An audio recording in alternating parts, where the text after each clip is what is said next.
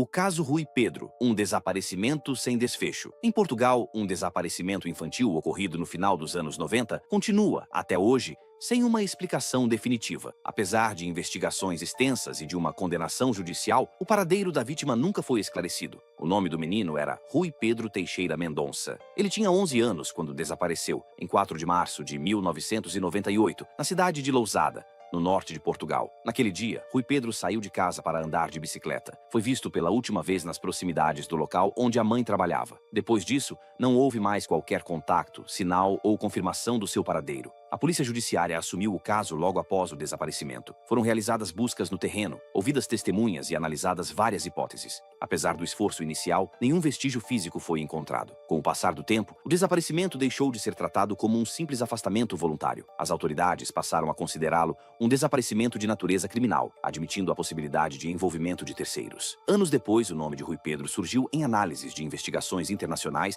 relacionadas a redes clandestinas que atuavam fora dos ambientes convencionais da internet.